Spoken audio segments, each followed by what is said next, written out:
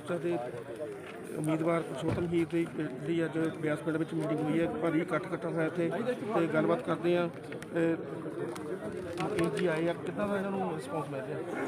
देखो असी लेट तुरे हाँ पर तुसी आने वाले दे पिंडां च अज भी तुसी इत्थे देखिया लोकां च उत्साह, क्योंकि लोकी जिहड़े सी रवायती पार्टियां नूं बहुत सालों के जमात चुके उन्हीं सानू अज तक धर्मां दे नां ते सानू गलियां नालियां की लड़ाई तक गई उत्थे तक सानू आपस में उलझा के रखिया। पर जिहड़ा दिल्ली अंदोलन चलिया उस तो लोग सारे जागरूक हो चुके हैं। जिहड़ा बंदा एक दिन भी अंदोलन च जाया आ उत्थे चाहे बोलिया जिद्दां दी भी हाज़री पाया वो सारिਆਂ ਨੂੰ ਇਹ पता लग गया भी सानू अज तक सियासी पार्टियां ने रवायती पार्टियां ने कित्थे तक उलझा के रखिया सी। अज इस अपने पूरे सूबे दे विच एक नवीं जागरूकता आ गई आ। अज तुसीं देखो चाहे जिड्डा वड्डा किसी पार्टी का भी लीडर होऊगा एक उन्होंने बच्चा भी पुछूगा पिंड दे विच जाऊगा शहर दे विच जाऊगा तुसीं मेरे पिंड लई की कीता 5 सालां च तुहाडी किद्दां दी कारजगुजारी रही, तुसीं साडे कस्बे लई की कीता अपने हलके साडे लई की कीता 5 सालां दे विच, तुसीं अपने 5 सालां च सूबे नूं की कीता। क्योंकि लोगों ने तो तुसीं देख लिया अज की होया चाहे इन्हां दीयां निजी लड़ाइयां दे विच ही होया आ पिछे जे की होया बसां दा ही कल्ला बसां दा ही बसां किहदियां अज इन्हां नूं कोई कारोबारी नहीं कहंदा, इन्हां नूं माफिया कहंदे आ। ट्रांसपोर्ट माफिया, शराब माफिया, रेता माफिया, जिहड़ा साडा अज एक गरीब बंदा भी किते एक पेंशन भी लैंदा आ उहदा भी टैक्स चुकाउंदा आ।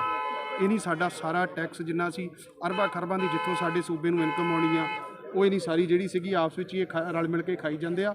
ਲੋਕੀ ਹੁਣ ਸੁਚੇਤ ਵੀ ਹੋ ਗਏ ਆ ਤੇ ਜਾਗਰੂਕ ਵੀ ਹੋ ਗਏ ਆ। मुकेश शर्मा जिदा वादे ਵੱਡੇ ਵੱਡੇ वादे आ ਹੁਣ केजरीवाल आया वो भी कहता भी लेडीज़ ਨੂੰ 1000 रुपये दे दूँगा 400 यूनिट माफ़ कर दूँगा जब बादल कहते 800 कर दोगे।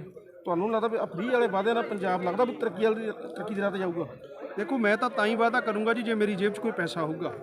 पंजाब के उत्ते तो इन्हीं पार्टियां ने 3.5 लाख तो करीब जोड़ा आ करजा चढ़वाता आ ਉਹਦਾ ਤਾਂ ਪੰਜਾਬ ਤੋਂ ਜਿਹੜਾ ਆ ਟੈਕਸਾਂ ਤੋਂ ਜਿਹੜਾ ਵਿਆਜ ਵੀ ਨਹੀਂ ਦੇ ਹੋਣਾ। ਇਹ ਵਾਅਦੇਬਾਜ਼ੀ ਐਲਾਨਬਾਜ਼ੀ ਹੋਈ ਜਾਂਦੀ ਆ। ਮੈਂ ਕੇਜਰੀਵਾਲ ਸਾਹਿਬ ਨੂੰ ਪੁੱਛਦਾ ਪਹਿਲਾਂ ਤਾਂ ਤੁਸੀਂ ਇਹ ਦੱਸੋ ਜਿੱਥੇ ਤੁਹਾਡੀ ਇਸ ਟਾਈਮ ਸਰਕਾਰ ਆ ਉੱਥੇ ਕਿੰਨੇ ਪੈਸੇ ਦਿੱਤੇ ਆ। ਦੂਜੀ ਗੱਲ ਇਹ ਆ ਇਹਨੀ ਇਸ ਮੁਲਕ ਦੇ ਵਿੱਚ ਮਹਿੰਗਾਈ ਇੰਨੀ ਕਰ ਦਿੱਤੀ ਆ ਕਿ 1000 ਰੁਪਏ ਨਾਲ ਇੱਕ ਰਸੋਈ ਚੱਲ ਜਾਂਦੀ। ਹਰੇਕ ਤਰ੍ਹਾਂ ਦੇ ਸਵਾਲ ਇਹਨਾਂ ਤੇ ਖੜੇ ਹੁੰਦੇ ਆ। ਇਹ ਤਾਂ ਇੱਕ ਲਾਰੇਬਾਜ਼ੀ ਆ, ਡਰਾਮਾ ਆ।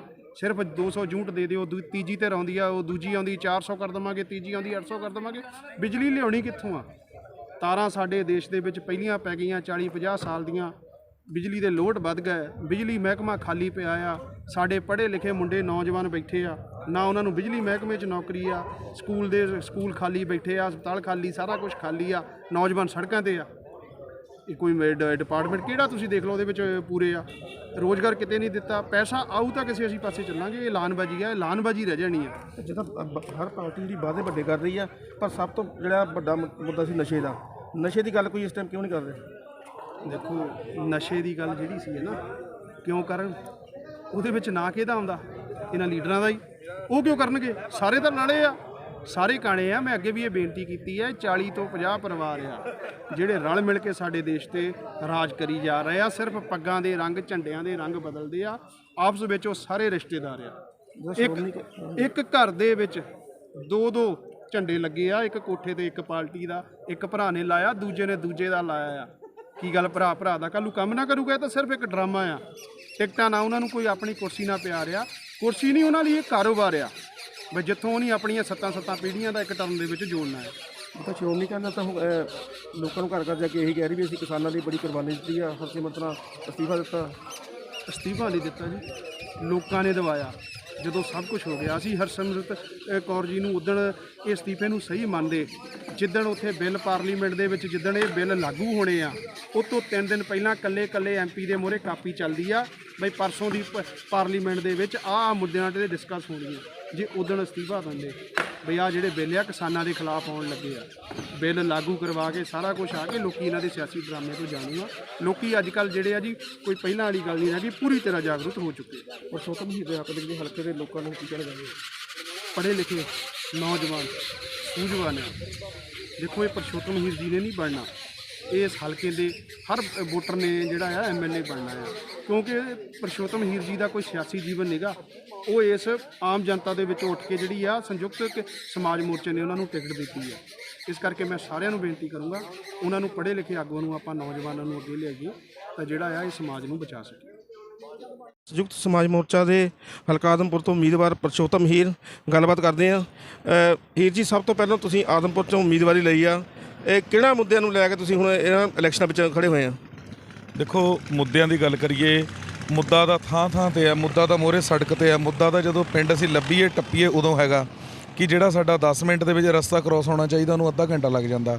ਵੈਸੇ ਜਿਹੜਾ ਮੇਨ ਮੁੱਦਾ ਹੈਗਾ ਇੱਥੇ ਦਾ ਐਜੂਕੇਸ਼ਨ ਦਾ, ਇੱਥੇ ਦਾ ਕਾਲਜ ਨਹੀਂ ਹੈਗਾ। ਇੱਕ ਕਾਲਜ ਜਿਹੜਾ ਅਸੀਂ ਵਧੀਆ ਜਿਹੜੀ ਐਜੂਕੇਸ਼ਨ ਨੂੰ ਅਪਗ੍ਰੇਡ ਕਰਨ ਲਈ ਇੱਥੇ ਵਧੀਆ ਕਾਲਜ ਲਿਆਵਾਂਗੇ। ਔਰ ਇੱਥੇ ਇੱਕ ਭੋਗਪੁਰ ਸਾਈਡ ਤਾਂ ਇੱਕ ਉਹ ਦੂਸਰਾ ਹੈਗਾ ਵੀ ਹੈ, ITI ਹੈਗੀ ਹੈ, ਪਰ ਉਹ ਕੱਲੀ ਜਿਹੜੀ ਹੈ ਮੇਰੀਆਂ ਭੈਣਾਂ ਲਈ ਹੈਗੀ ਹੈ, ਮੇਰੇ ਵੀਰਾਂ ਲਈ ਨਹੀਂ ਹੈਗੀ। ਉੱਥੇ ਏਕੜ ਜਿਹੜੀ ਹੈ ਜ਼ਮੀਨ ਜਿਹੜੀ ਹੈ, ਮੈਨੂੰ ਲੱਗਦਾ ਕਾਫੀ ਜ਼ਮੀਨ ਹੈਗੀ ਉੱਥੇ। ਅਸੀਂ ਜਿਹੜਾ ਪ੍ਰਾਇਓਰਟੀ ਦੇ ਉੱਪਰ, ਕਿਉਂਕਿ ਹਰੇਕ ਚੀਜ਼ 'ਤੇ ਕਿਸੇ ਨੇ ਦੁਬਈ ਵੀ ਜਾਣਾ, ਗਰੀਬ ਤਬਕੇ ਕਿਸੇ ਵੀਰ ਨੇ ਕਿਤੇ ਕੰਮ ਵੀ ਸਿੱਖਣਾ ਤਾਂ ਉਹ ਕਹਿੰਦੇ ਵੀ ITI ਦਾ ਜਿਹੜਾ ਉਹ ਸਰਟੀਫਿਕੇਟ ਕੋਲ ਲੈ ਆਓ, ਹੈ ਨਾ। ਅਤੇ ਅਸੀਂ ਜਿਹੜਾ ਆ ਉਹਨੂੰ ਜਿਹੜਾ ਆ ਵੱਡਾ ਕਰਾਂਗੇ ਔਰ ਨੌਜਵਾਨਾਂ ਨੂੰ ਵੀ ਉੱਥੇ ਪ੍ਰਾਇਓਰਟੀ ਜਿਹੜੀ ਦੇਵਾਂਗੇ। ਤੀਸਰਾ ਜਿਹੜਾ ਹੌਸਪੀਟਲ ਦਾ ਜਿਹੜਾ ਮੁੱਦਾ ਹੈਗਾ, ਹੌਸਪੀਟਲ ਜਿਹੜੇ ਹੈ ਤਾਂ ਹੈ ਬਣੇ ਹੋਏ, ਪਰ ਇੱਥੇ ਜਿਹੜਾ ਸਿਸਟਮ ਹੈ ਆਲੇ ਦੁਆਲੇ ਇਰਦ ਗਿਰਦ ਪ੍ਰਾਈਵੇਟ ਬਿਲਡਿੰਗਾਂ ਐਡੀਆਂ ਬਣੀਆਂ ਆ ਕਿ ਉੱਥੇ ਦਾ ਸਿਸਟਮ ਜਿਹੜਾ ਹੌਸਪੀਟਲ ਦਾ ਅਸੀਂ ਉਹਨੂੰ ਅਪਗ੍ਰੇਡ ਕਰਾਂਗੇ ਕਿ ਜਿਹੜਾ ਪ੍ਰਾਈਵੇਟ ਫੈਕਟਰ ਹੈ ਲੋਕਾਂ ਦਾ ਲਹੂ ਪੀ ਰਿਹਾ ਆ ਉਹਨੂੰ ਅਸੀਂ ਡਾਊਨ ਕਰਾਂਗੇ ਔਰ ਸਰਕਾਰੀ ਦੇ ਵਿੱਚ ਹਰੇਕ ਸੁਵਿਧਾ ਜਿਹੜੀ ਹੈ ਉਪਲਬਧ ਕਰਵਾਵਾਂਗੇ। ਇੱਥੇ ਬਲੱਡ ਨਹੀਂ ਹੈਗੀ, ਬਲੱਡ ਕੈਂਪ ਨਹੀਂ ਹੈਗਾ ਇੱਥੇ।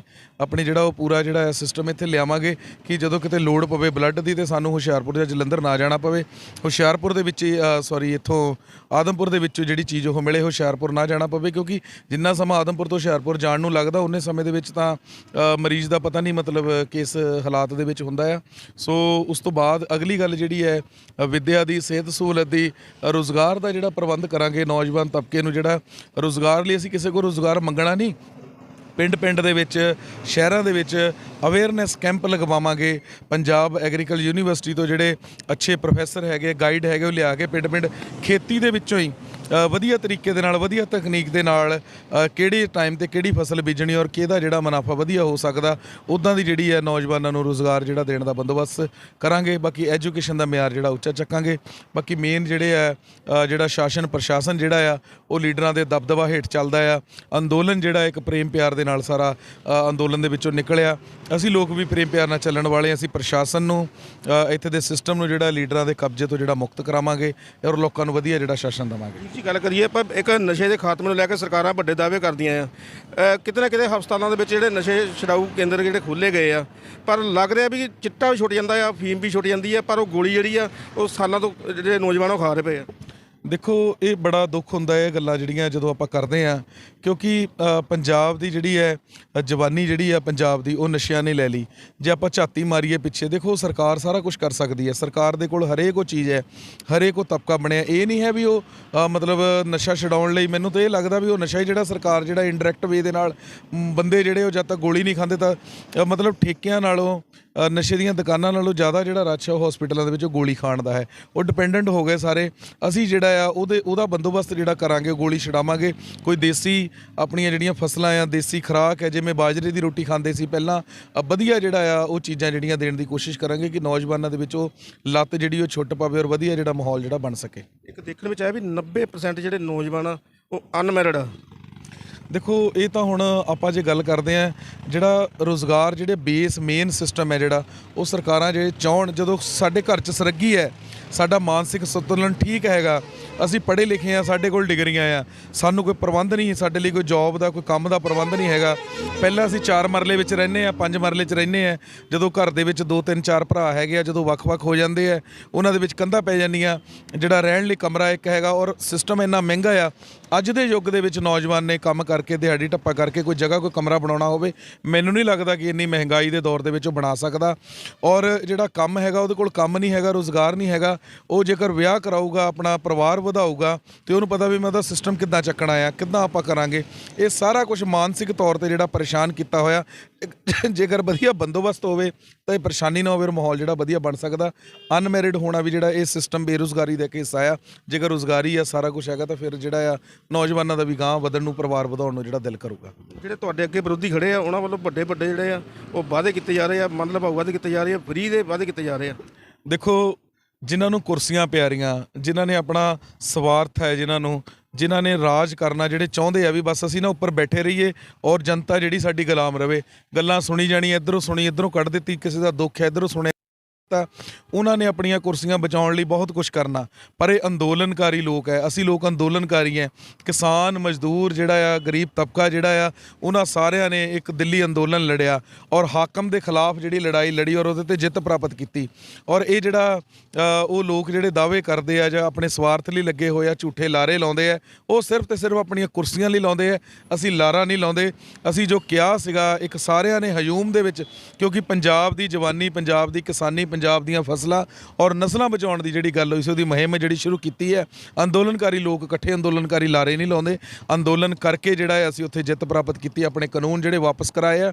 ਜੇਕਰ ਹਲਕੇ ਦੇ ਵਿੱਚ ਵੀ ਅਸੀਂ ਅੱਛੀ ਸਿੱਖਿਆ, ਅੱਛੀ ਸਿਹਤ ਸਹੂਲਤਾਂ ਔਰ ਵਿਕਾਸ ਦੀ ਗੱਲ ਕੀਤੀ ਹੈ, ਨੌਜਵਾਨਾਂ ਦੇ ਭਵਿੱਖ ਨੂੰ ਵਧੀਆ ਬਣਾਉਣ ਦੀ ਗੱਲ ਕੀਤੀ ਹੈ, ਤਾਂ ਸਾਡੇ ਕੋਲ ਪ੍ਰੋਪਰ ਜਿਹੜਾ ਉਹਦਾ ਰੋਡ ਮੈਪ ਹੈ, ਪ੍ਰੋਪਰ ਪਲੈਨਿੰਗ ਹੈਗੀ ਹੈ।